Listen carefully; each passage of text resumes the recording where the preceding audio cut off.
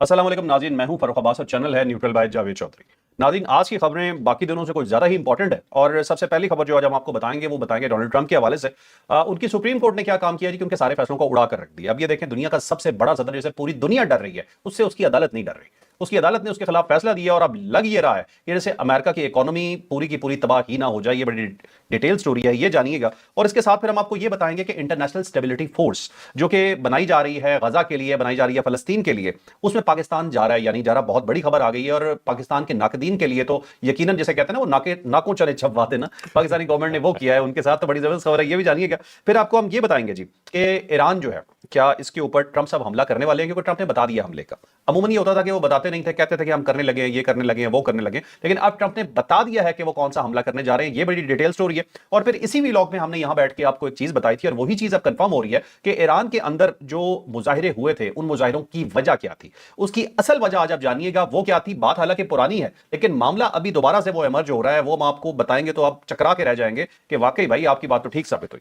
और फिर आपको ये बताएंगे जी कि अलीमा खान साहबा और गंडापुर साहब, इनकी जंग आपस में जारी है, वो खत्म नहीं हो रही है। अलीमा खान ने गंडापुर साहब को फिर बहुत कुछ सुना दिया है, ये जानिएगा ये क्या बात है। और मजीद भी अपने भाई के हवाले से, इमरान खान के हवाले से उन्होंने कुछ बड़ी बातें की हैं, ये इंपॉर्टेंट होगा, जरूर जानिएगा।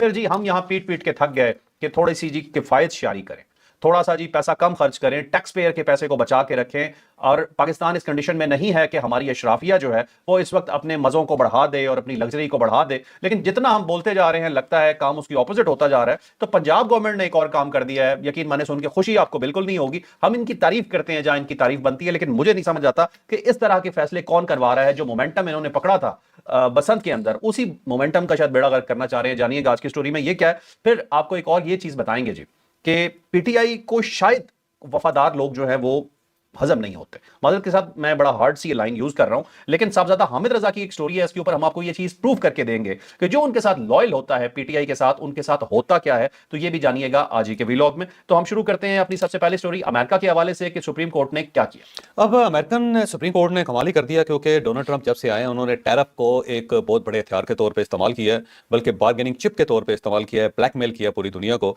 बल्कि वो कल भी ये बता रहे थे कि जब पाकिस्तान और इंडिया लड़ रहे थे तो मैंने दोनों को धमकी दी कि मैं तुम दोनों पे 200% टैरिफ लगा दूंगा। साथ उन्होंने नकल की कि एक बोला कि no no no no sir, no no sir, इतनी जोर से। कौन बोल रहा है? मोदी की तरफ ही होगा। पाकिस्तान की इतनी ट्रेड ही नहीं है, वो क्या कहते हैं कि गंजी नहाएगी क्या तो निचोड़ेगी क्या, हमने क्यों करना है। हम तो कहेंगे ठीक है सर, कोई मसला नहीं। बल्कि पाकिस्तान तो पहले से मना हुआ था कि ठीक है हमने मुक्का मार लिया है, अब उसको रोकेंगे वो ना मारे, क्योंकि उससे मारा तो फिर हम बड़ा मुक्का मारेंगे, हम दादा हो जाएंगे। हाँ। तो वो फिर जाहिर है मोदी का था सबसे ज्यादा ट्रेड जो है वो इंडिया की और अमेरिका के दरमियान है, बड़ी मतलब $600 बिलियन के करीब तो वहां पे है। तो जाहिर है ज्यादा आवाज तो फिर मोदी साहब की निकली होगी इसमें। तो इतना ज्यादा टैरिफ को इस्तेमाल किया उसने बार्गेनिंग चिप के तौर पे या ब्लैकमेलिंग के तौर पे, और वो फिर जाहिर सुप्रीम कोर्ट अमला चला गया। सुप्रीम कोर्ट 3/6 के तहत 6 जजेस जो है उन्होंने इसके खिलाफ फैसला दे दिया, 3 ने डोनाल्ड ट्रंप की हमायत का ऐलान किया, और उन्होंने जो टैरिफ के सारे फैसले थे उन्हें कलअदम करार दे दिया। अब जाहिर है जब ये फैसला अनफोल्ड होगा तो फिर पता लगेगा कि इसके अंदर क्या क्या चीज है, कि आइंदा से होगा या इस वक्त से होगा या फिर बैक डेट से होगा, यानी जो भी उन्होंने अब तक फैसला किया वो सारा रिवर्स होगा। अभी डेवलपिंग स्टोरी, अभी डेवलपिंग स्टोरी। ठीक है। अब अगर ये रिवर्स हो गया और उन्होंने शुरू से कर दिया तो ये कई बिलियन डॉलर जो है ना अमेरिका को ठुक जाएंगे, बल्कि कई $100 बिलियन अमेरिका को ठुक जाएंगे, ये वापस करने पड़ेंगे। ये वापस करने पड़ जाएंगे। ठीक है। और दूसरा ये है कि हो सकता है कि आम आदमी तक या आम बिजनेसमैन तक आपको ये पैसे पहुंचाने पड़ जाए। ओके। और उससे जो अभी क्योंकि ज़ाहिर फैसला खुलेगा और फिर लोग उसके ऊपर तबसरा करेंगे तो फिर ही कुछ कहा जा सकेगा, लेकिन मुझे लगता है कि ये फैसला डोनाल्ड ट्रंप के गले पड़ने वाला है। ओके। और ये बड़ा फैसला हो गया है, और उससे डोनाल्ड ट्रंप की जो उड़ान थी ना वो सारी की सारी वापस चली जाएगी, और उसके बाद फिर इसके लिए इतने बड़े बड़े फैसले करने इतना आसान नहीं होगा। हो सकता है कि ईरान के ऊपर हमला कर रहा है वो भी अदालत जो है उसको रोक दे कि आप ये हमले नहीं कर सकते और इस टाइप की लड़ाई नहीं कर सकते।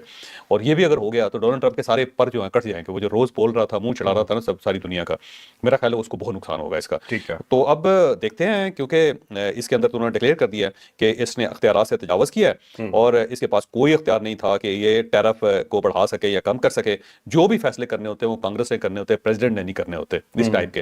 तो या तो कांग्रेस में चला जाता और वहां से फिर ये जाहिर वोट करवा के फैसला ले लेता, पर वहां पे जाहिर करवा नहीं सकता, वहां पे करवा नहीं सकता। एक 1977 का इनका रूल था, अमेरिका ने या सदर, ये इनके सदर ने, ट्रंप ने उसे यूज करते हुए ये सोलो फ्लाइट ले ली थी और सारा फैसला उड़ा के रख दिया। सुप्रीम कोर्ट ने ये फैसला उसका उड़ा दिया और एक नया प्रेसिडेंट भी साथ बना दिया। और प्रेसिडेंट ये है कि आइंदा अगर प्रेसिडेंट इस किस्म का कोई फैसला करेगा तो सुप्रीम कोर्ट में जाएगा ये मामला, और सुप्रीम कोर्ट जो है उस फैसले को उड़ा सकती है। तो एक नई जो साइंस है वो डेवलप होगी है, एक नई पॉलिटिक्स उसके अंदर अमेरिका इस वक्त शामिल हो गया और आने वाले दिनों में बहुत ज्यादा इसके नताइज निकलेंगे। तो ये एक बड़ा फैसला है और इसका मतलब ये सुप्रीम कोर्ट वहां पे एक्टिव होगी। अब देखें वहां पे दो चीजें हैं जो पाकिस्तान ने इससे पहले ऑब्जर्व की हुई हैं, पाकिस्तान ने ऑब्जर्व की हुई हैं कि या तो डोनाल्ड ट्रंप इसको कबूल कर ले, और अगर डोनाल्ड ट्रंप इसको कबूल कर लेता है तो फिर जाहिर है उसकी पॉलिटिक्स को बहुत बड़ा धचका है, और अगर उसको कबूल नहीं करता तो फिर पाकिस्तान वाली सूरत हो जाएगी, फिर सुप्रीम कोर्ट से इसे लड़ना पड़ेगा डोनाल्ड ट्रंप को, तो फिर अमेरिका और पाकिस्तान दोनों बराबर हो जाएंगे। फिर हो सकता है इनमें से 6 जजों में से 3 को उड़ा दे वो, या हो सकता है जजों की तादाद ही बढ़ा दे वो, क्योंकि हम उसको बता सकते हैं बड़ी आसानी से कि हमने ये इलाज किया था, आप ये कर लो यहाँ पे, या फिर वो वहां पे एक आईनी अदालत बना दे और एक सुप्रीम कोर्ट बना दे। तो पाकिस्तान की मिसाल उसके पास है, तो अब उसके पास दो ही ऑप्शन है, या तो सरे तस्लीम खम करे, इस फैसले को कबूल करे और अपनी पॉलिटिक्स को कुर्बान कर दे, या दूसरा ये है कि फिर पाकिस्तान के रास्ते पे जाए। आपको क्या लगता है कहाँ जाएगा? बस उसको 26 में 27 में तरमीम करनी पड़ेगी और वो अगर कर सकता है तो ठीक है, मसला कोई नहीं है, और उसके लिए जाहिर है फिर उसे जरा तगड़े इदारे चाहिए और इदारों की तगड़ी सपोर्ट चाहिए। चॉइस मैं और अगर मिल जाए उसको, हम पे बड़ा बोझ है, हम कहाँ ट्यूशन पढ़ाएंगे?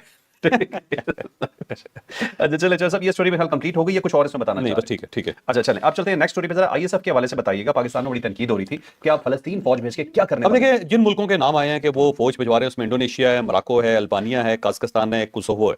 ये मुल्क हैं जिनके बारे में डोनाल्ड ट्रंप ने कहा कि ये अपनी फौजें भिजवा रहे हैं। पाकिस्तान की तरफ से अभी तक कोई जगह पे, किसी जगह पे कोई कमिटमेंट नहीं है और ना ही कोई ऐलान है। तो वो जो कहा जा रहा था पाकिस्तान तहरीक इंसाफ की तरफ से कि जनाब पाकिस्तान जो है अपनी फौज भेजेगा और वहां पे ये अपने फलस्तीनी भाइयों के खिलाफ लड़ेंगे, और इन्होंने इसराइल को तस्लीम कर लिया, इसराइल के सामने लेट गए हैं और ये उसके साथ टेबल शेयर कर रहे हैं और कुर्सियां शेयर कर रहे हैं और सोफे शेयर कर रहे हैं, और ये हो गया वो हो गया। तो अब ये जो पहली फहरिस्त है इसके अंदर तो दूर दूर तक पाकिस्तान का नाम नहीं, और पाकिस्तान की फौज मेन थे। सबसे पहले पाकिस्तान को कहा गया था कि आपने आईएसएफ के अंदर अपनी फौज भिजवानी है। पाकिस्तान ने कमिटमेंट उस वक्त की कि अगर आप हमें सिर्फ अमन कायम करने के लिए भेजेंगे तो हम जाएंगे, अपने भाइयों की मदद करेंगे, लेकिन अगर आप ये कहेंगे कि जी हमने वहां से हमास को डिसआर्म करना है तो इसके लिए हम तैयार नहीं है, हमने ये काम नहीं करना।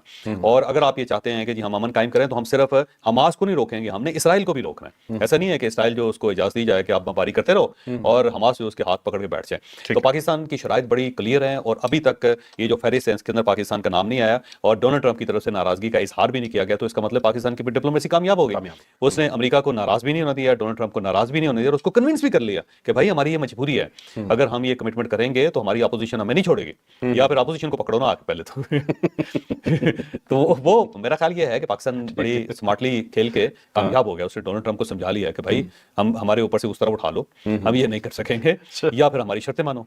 अच्छा जो साहब एक चीज है कि शहबाज शरीफ ने जो तकरीर की ना वो फलस्तीन के मौकफ से पीछे नहीं हटा, बड़ी स्ट्रेट तकरीर। बड़ी बात। लेकिन पाकिस्तान का एक और भी हिस्ट्री है, अब इस मौके पर बात करनी चाहिए नहीं, जब हम किसी चीज से इनकार करते हैं ना फिर कुछ अरसे बाद हम हाँ भी कर देते हैं। वे भी है। हो सकता है अब तारीख जरा उससे हट के फैसला हो जाए, लेकिन इससे पहले जब भी हमने ये किया है अल्टीमेटली फिर हमें वो बात माननी पड़ेगी। जो सब भेजने को तो पाकिस्तान तैयार है, प्रॉब्लम तो सिर्फ शराइत है ना कि अगर पीस कीपिंग के लिए तो ठीक है, हमें तो फिर कोई मसला अमेरिका कह देगा किसी वक्त ठीक है जी पीस कीपिंग के लिए, लेकिन अब उसको इंश्योर करना जो है ना वो पाकिस्तान का कमाल है। वो कुछ चीजें तो फिर वक्त पे भी छोड़नी पड़ती है ना, वक्त पे छोड़ना। बिल्कुल सही। अच्छा चलें अब चलते हैं जी नेक्स्ट स्टोरी पे। नेक्स्ट स्टोरी जी के ईरान के हवाले से, ईरान क्या कुछ तैयारी करके बैठा है। हमारी इत्तलात के मुताबिक ईरान ने बहुत कस के तैयारी कर ली है। ये पूरी डिटेल क्या है ये आपकी स्टोरी में बताएंगे, साथ आपको ये बताएंगे जो बेड़े पे बेड़े आ रहे हैं अमेरिका के, उनका हाल क्या होगा, अमेरिका ने जो फैसला किया है, जो फैसला सुना दिया है हमले का, वो क्या। अब डोनाल्ड ट्रंप की तरफ से बल्कि अमेरिकन मीडिया की तरफ से ये बात आ रही है कि डोनाल्ड ट्रंप जो है या अमेरिका है वो ईरान के ऊपर महदूद किस्म के हमले करेगा, यानी कि टारगेट सामने रख के जो पासदारान इंकलाब है और उनकी जो छावनियां हैं या उनके जो मोर्चे हैं या जहां पे उन्होंने अपने वेपन्स रखे हुए हैं, मेरा ख्याल ये है कि वहां से ये हमला स्टार्ट करेगा और पहले जंग हमले करेगा जिसमें सिर्फ और सिर्फ मिलिट्री के जो टारगेट्स हैं उनको ये हिट करेगा,